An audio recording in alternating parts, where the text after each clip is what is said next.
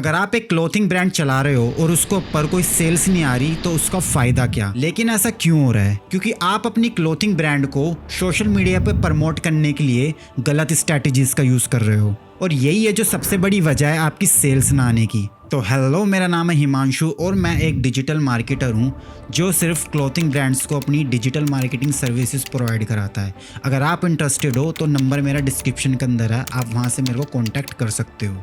आज मैं आपके साथ 7 ऐसी सोशल मीडिया स्ट्रैटेजीज को शेयर करने वाला हूँ जो आपने अपने क्लोथिंग ब्रांड के अंदर एक बार इस्तेमाल कर ली तो जो आपकी सेल्स है वो 100% इंक्रीज हो जाएगी। तो इस वीडियो को बिल्कुल भी स्किप मत करना, इसको पूरा एंड तक देखना ताकि आपका कोई पॉइंट मिस ना हो जाए। तो देखो, आजकल सोशल मीडिया के ऊपर कंपटीशन काफी ज्यादा बढ़ चुका है और हर ब्रांड आजकल अपने बिजनेस को सोशल मीडिया के ऊपर जरूर प्रमोट कर रही है। तो इसी कंपटीशन को खत्म करने के लिए जो हमारा पहला पॉइंट आता है वो है सिलेक्ट योर टारगेट ऑडियंस। अब देखो, सभी लोगों को ये चीज पहले से ही पता है कि आपको एक टारगेट ऑडियंस को सिलेक्ट करना है, लेकिन इसके अंदर जो सबसे अलग चीज करनी है वो ये है कि आपको अपनी क्लोथिंग ब्रांड को मोर स्पेसिफिक बनाने की नीड है। मान के चलो आपके पास एक क्लोथिंग ब्रांड है और उसके ऊपर आप टी शर्ट्स को सेल करते हो, लेकिन आपको उस क्लोथिंग ब्रांड के ऊपर जो टी शर्ट्स हैं वो हर टाइप की सेल नहीं करनी। आप अगर टी शर्ट सेल कर रहे हो तो या तो आप पोलो टी शर्ट्स को सेल करो या तो आप ओवरसाइज टी शर्ट्स को सेल करो। ऐसा नहीं कि आप सारी टी शर्ट्स को एक साथ कंबाइन करके सेल करो। अगर आप सारी कंबाइन करके सेल करते हो तो आपकी जो ऑडियंस है वो मोर स्पेसिफिक नहीं होने वाली, क्योंकि जो पोलो टी शर्ट्स होती है वो थोड़े जो अडल्ट बंदे होते हैं उस टाइप के लोग ज़्यादा पहनना पसंद करते हैं, लेकिन जो ओवरसाइज टी शर्ट्स होती हैं उनको हमेशा जो जेंजी लोग होते हैं, जो थोड़ी कम एज के होते हैं, जो थोड़ा स्टाइल वगैरह मारते हैं, उस टाइप के लोग पहनना पसंद करते हैं। तो आपको एक चीज़ हमेशा ध्यान रखनी है कि आपको अपनी ऑडियंस मोर स्पेसिफिक रखनी है। अगर आप अपनी टी शर्ट्स के अंदर पोलो टी शर्ट्स को सेल कर रहे हो तो आपको हमेशा पोलो टी शर्ट्स को ही सेल करना है, और अगर आप ओवरसाइज टी शर्ट्स को सेल कर रहे हो तो आपको ओवरसाइज टी शर्ट्स को ही सेल करना है। लेकिन अब आपके दिमाग के अंदर एक क्वेश्चन आ रहा होगा कि यार, अगर मैं अपनी ऑडियंस को इतना स्पेसिफिक रखूंगा तो इसकी वजह से मेरी सेल्स काफ़ी कम हो जाएगी और मेरे पास कस्टमर काफ़ी ज़्यादा कम आएंगे। मुझे पता है आपका ये क्वेश्चन ज़रूर होगा, लेकिन मैं इसका आंसर आपको कर देता हूँ। देखो, अगर आप एक चीज़ नोटिस करो, जितने भी बेस्ट सेलर ऑथर्स होते हैं, जो उनकी बुक होती है ना, वो 0.1% ही सेल्स हुई रहती है, लेकिन फिर भी वो एक बेस्ट सेलर बुक होती है। तो मैं आपको ये समझाना चाह रहा हूँ कि इस दुनिया के अंदर 6 बिलियन से भी ज़्यादा लोग हैं और इसके अंदर अगर आपकी टी शर्ट्स कोई 0.1% बंदा भी बाय करता है ना तो आपको वो आराम से प्रॉफिट निकाल के दे देगा। तो अब जो हमारा सेकंड पॉइंट है वो ये है कि पिक राइट प्लेटफॉर्म। ऐसे मैंने बहुत सारे लोग देखे हैं जो इस गलती को हमेशा करते हैं। वो अपने क्लोथिंग ब्रांड को प्रमोट करने के लिए रॉन्ग प्लेटफॉर्म का इस्तेमाल करते हैं और फिर बोलते हैं कि यार मेरी यहाँ पे सेल्स नहीं आ रही। तो मैं आपको हमेशा रिकमेंड करूंगा कि आपको अपनी ऑडियंस के हिसाब से अपने प्लेटफॉर्म को सिलेक्ट करना है। फॉर एग्जाम्पल, अगर आपकी ऑडियंस ऐसी है जो बिल्कुल अभी अभी न्यू जनरेशन की है और जेंजी है,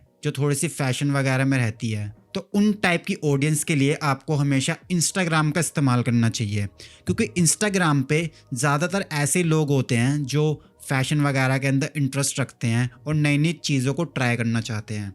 तो आपको हमेशा इंस्टाग्राम का यूज़ करना है अगर आपका जो ब्रांड है वो कुछ नई फैशन जैसी चीज़ों को सेल करता है तो। लेकिन अगर आपको कुछ ऐसा ब्रांड है जो काफ़ी ज़्यादा थोड़े से ओल्ड एज वाले बंदों के लिए होता है तो उसके लिए आप फेसबुक का इस्तेमाल कर सकते हो, क्योंकि जो फेसबुक है उस पर जितने भी ओल्ड लोग रहते हैं वो ज़्यादा यूज़ करते हैं उसको, क्योंकि उनकी अकाउंट जो रहता है वो काफ़ी पहले से ही बना हुआ रहता है। तो फेसबुक के ऊपर काफ़ी ज़्यादा चांसेस क्रिएट हो जाते हैं कि इस टाइप के प्रोडक्ट वहाँ पे सेल हो जाएं।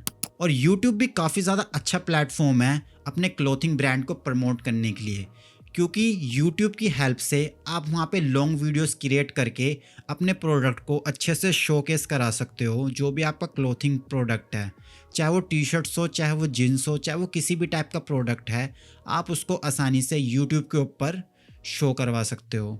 और लॉन्ग वीडियो के थ्रू आपको काफ़ी ज़्यादा टाइम मिलता है कि आप लोगों को अपने प्रोडक्ट के बारे में अच्छे से बता पाओ।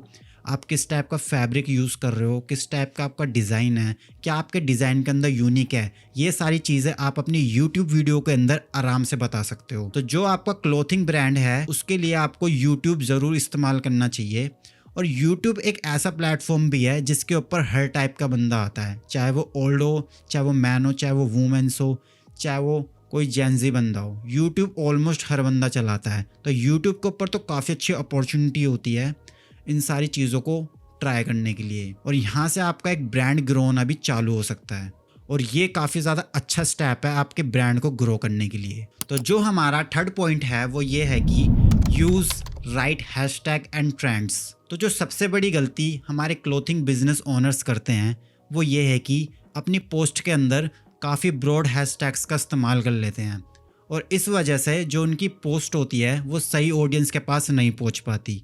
क्योंकि आप वहाँ पे ब्रॉड का इस्तेमाल करते हो तो वहाँ पे वो उन लोगों के पास भी पहुँच जाती है जो क्लोथिंग्स के अंदर इंटरेस्ट तो रखते हैं, लेकिन जो आपकी क्लोथिंग कैटेगरी है उसके अंदर वो इंटरेस्ट नहीं रखते, और उनके पास रीच जाने के बाद वो आपकी पोस्ट को डिसलाइक कर देते हैं, और जिस वजह से आपकी रीच तो कम होती है और इंगेजमेंट भी कम होती है, और फेसबुक फिर ये समझने लग जाता है कि आपकी पोस्ट यहाँ पे रिलेवेंट नहीं है। तो आपको हमेशा सही हैशटैग का इस्तेमाल करना है अपने इंस्टाग्राम या फेसबुक पे पोस्ट करते हुए। फॉर एग्जाम्पल, अगर आप अपनी क्लोथिंग ब्रांड के अंदर टी शर्ट्स को सेल कर रहे हो तो टी शर्ट्स के अंदर आपको ये भी मेंशन करना है कि आप पोलो टी शर्ट्स को सेल कर रहे हो या ओवर साइज टी शर्ट्स को सेल कर रहे हो। क्योंकि अगर आप ब्रॉड सिर्फ वहाँ पे टी शर्ट्स को डाल दोगे तो वो सारों बंदों के पास चली जाएगी। मतलब कि जो ओवर साइज टी शर्ट्स पहनना पसंद करते हैं, नहीं करते, डज नॉट मैटर, वो सभी के पास पहुंच जाएगी। तो इस वजह से ऐसा भी हो सकता है कि वो आपकी जो पोस्ट है उसको ऐसे ही इग्नोर कर दें, जिस वजह से एल्गोरिथम ये समझेगा कि यार आपकी जो पोस्ट है वो किसी काम की नहीं है। तो आपको ये मिस्टेक बिल्कुल भी नहीं करनी। तो अब मैं बात करता हूँ यहाँ पे ट्रेंड्स की। आपको हमेशा उन ट्रेंड्स को सर्च करना है जो बिल्कुल ज़्यादा ट्रेंडिंग में चल रहे हैं। जैसे कभी कभी होता है कोई मीम्स वगैरह ट्रेंडिंग में चल रहा होता है, आपको ये सोचना है कि कैसे मैं उस मीम को अपनी ब्रांड के साथ कनेक्ट करके सोशल मीडिया के ऊपर कंटेंट क्रिएट कर सकता हूँ, जिसकी हेल्प से जो मीम होता है, मीम की हेल्प से आपका जो पोस्ट है वो काफ़ी ज़्यादा रीच करता है और लोगों को पसंद भी आता है और उनके दिमाग में वो स्टिक भी करता है। और ट्रेंडिंग में एक चीज़ और ज़्यादा इंपॉर्टेंट है कि आप ट्रेंडिंग के अंदर कुछ सॉन्ग्स वगैरह भी ऐड कर सकते हो जो काफ़ी ज़्यादा ट्रेंड में चल रहे होते हैं, क्योंकि सॉन्ग काफ़ी ज़्यादा आपको रीच देता है। क्योंकि जो वो ट्रेंडिंग सॉन्ग होता है वो आजकल हर कोई सुन रहा होता है। जब हर कोई उस ट्रेंडिंग सॉन्ग को सुन रहा होता है तो वो ज़्यादा लोगों के पास रीच होता है और लोग उसको सुनते भी हैं। अब सॉन्ग्स के साथ साथ आपकी वो ब्रांड को भी देख लेते हैं, तो इससे काफ़ी अच्छा इफेक्ट पड़ता है आपकी ब्रांड के ऊपर। और इसके साथ साथ आप एक चीज़ और अच्छी कर सकते हो कि आप जितनी भी आपकी क्लोथिंग ब्रांड्स की शूट्स होती है, बिहाइंड द सीन्स होते हैं, कि कैसे आपके जो प्रोडक्ट है वो मैन्युफैक्चरिंग होते हैं, इन सब की भी आप वीडियो क्रिएट करके सोशल मीडिया के ऊपर पोस्ट कर सकते हो, जिसकी हेल्प से ऑडियंस काफ़ी ज़्यादा अच्छा फील करेगी और आपकी ब्रांड के प्रति उनकी ट्रस्ट भी क्रिएट होगी। तो यहाँ पे आप इन चीज़ों का इस्तेमाल जरूर करना। तो इसके बाद हम जंप करते हैं अपने फोर्थ पॉइंट के ऊपर, जिसका नाम है वर्क विद इन्फ्लुएंसर्स। देखो, इन्फ्लुएंसर मार्केटिंग के अंदर जो हमारे क्लोथिंग ब्रांड ओनर सबसे बड़ी गलती करते हैं वो ये है कि वो पहले ही ऐसे इन्फ्लुएंसर्स को सर्च करते हैं जिनके काफ़ी ज़्यादा अच्छे फॉलोअर्स होते हैं, और अगर उनके फॉलोअर्स ज़्यादा होते हैं, मिलियंस के अंदर या 500K इस टाइप के फॉलोअर्स होते हैं, तो वो काफ़ी ज़्यादा चार्ज करते हैं आपसे आपकी ब्रांड को प्रमोट करने के लिए। लेकिन आपको स्टार्टिंग की अपनी क्लोथिंग ब्रांड के अंदर बिल्कुल भी ऐसा नहीं करना है, क्योंकि यहाँ पे आपका काफ़ी अच्छा बजट लग जाता है। अगर आपके पास बजट है तो आप ये चीज़ कर सकते हो। अगर आपके पास बजट नहीं है तो आपको इंस्टाग्राम के ऊपर ऐसे इन्फ्लुएंसर्स को ढूंढना है जिनके जो फॉलोअर्स हैं वो डिसेंट हो, जैसे कि 10K से लेके 15K के बीच में।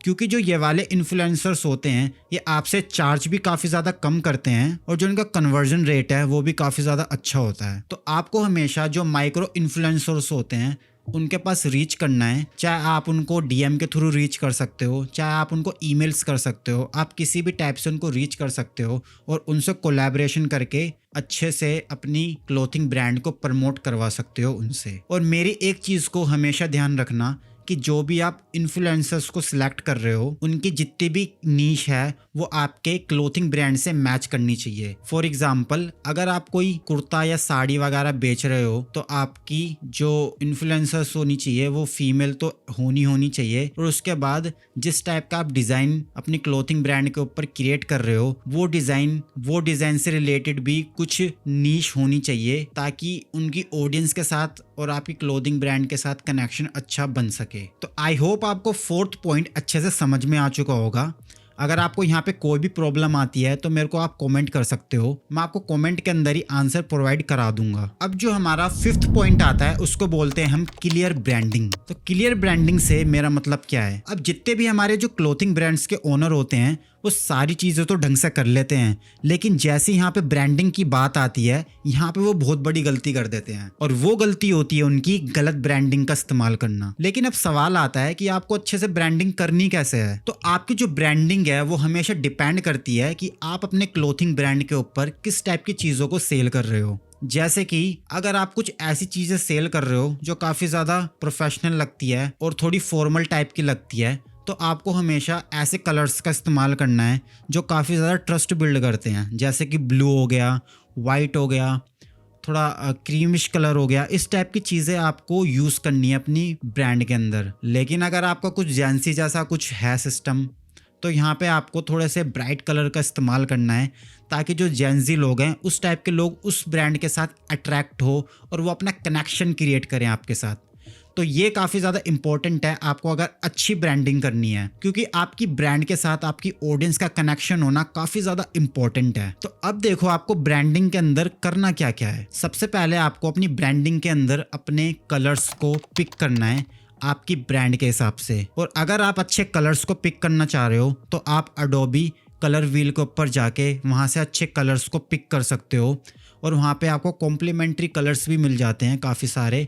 आप एक बारी चेकआउट कर सकते हो, मैं लिंक आपको डिस्क्रिप्शन के अंदर दे दूंगा। जब आप कलर्स को अच्छे से सिलेक्ट कर लेते हो तो उसके बाद बारी आती है आपको अच्छी टाइपोग्राफी का इस्तेमाल करना। अब आपको यहाँ पे सिर्फ 2 फॉन्ट उठाने हैं जो आपकी ब्रांड के साथ मैच करें, और उसके बाद सारी ब्रांडिंग आपको जितनी भी चीज़ें हैं आपकी सोशल मीडिया से लेके आपकी वेबसाइट तक, सब में उन सारे फ़ॉन्ट्स का ही इस्तेमाल करना है, ताकि आपकी ब्रांडिंग पूरी अच्छे से मेंटेन रहे। क्योंकि जैसे कोई आपके सोशल मीडिया के पेज को देखे तो वो आसानी से समझ जाए कि हाँ भाई ये वाली ब्रांड है।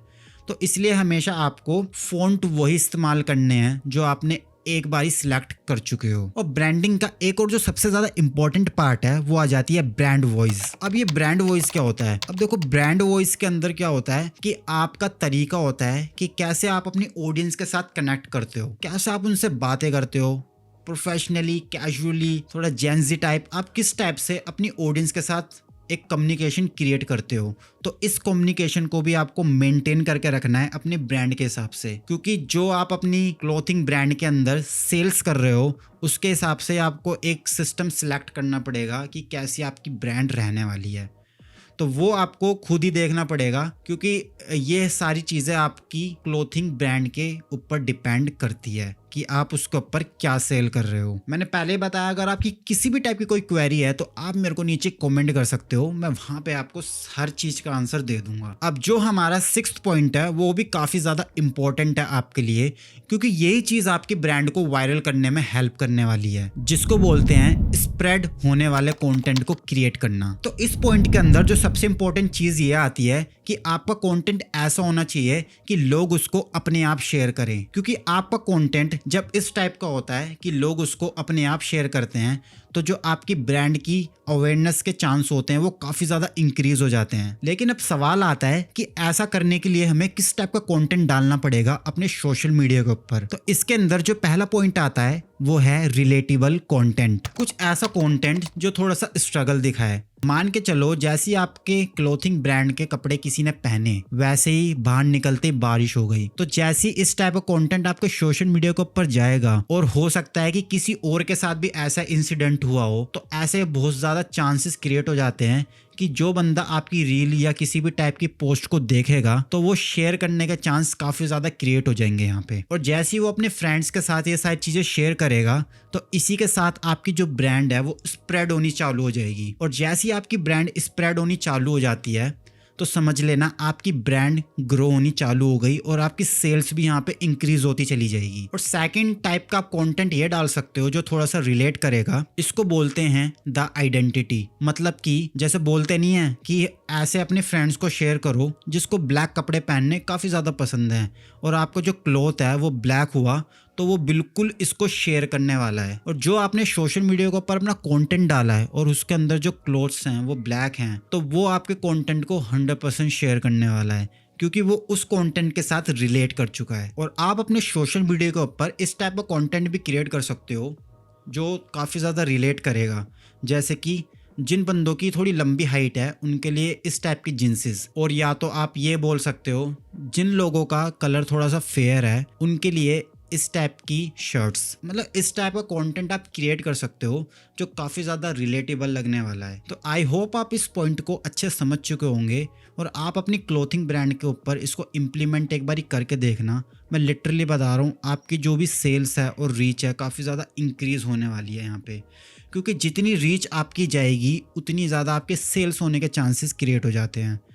और ये जो चीज़ मैंने बताई है ना, इसमें आपको कोई एड्स वगैरह रन करने की भी नीड नहीं है सोशल मीडिया के ऊपर। ये बिल्कुल आप ऑर्गेनिक तरीके से कर सकते हो। और अगर आपने ये सारे 6 पॉइंट को फॉलो कर लिया है तो जो 7th पॉइंट है, अगर आपने इसको और फॉलो कर लिया तो मैं लिटरली बताऊं आपकी सारी प्रॉब्लम यहाँ पे ख़त्म हो जाएगी, क्योंकि ये काफ़ी ज़्यादा इंपॉर्टेंट पॉइंट आ जाता है अगर आपने उन सारी चीज़ों को फॉलो किया है जो मैंने आपको ऊपर बताई हैं। तो जो हमारा 7th पॉइंट है वो है हमारी पेड एडवर्टाइजमेंट। और मैं अगर आपको सही बताऊँ, अगर आप पेड एडवर्टाइजमेंट चलाते हो तो इसका जो सबसे बड़ा बेनिफिट होता है वो ये है कि जितनी भी आपकी रीच होती है वो उन ऑडियंस के पास जाती है जो एक्चुअली में आपके प्रोडक्ट के अंदर इंटरेस्टेड होते हैं। और आजकल मेटा ने जो अपने AI इंटीग्रेशन किया है अपना एंड्रोमेडा अपडेट के बाद, तो लिटरली बताऊं इसकी टारगेटिंग काफ़ी ज़्यादा एक्यूरेट हो चुकी है।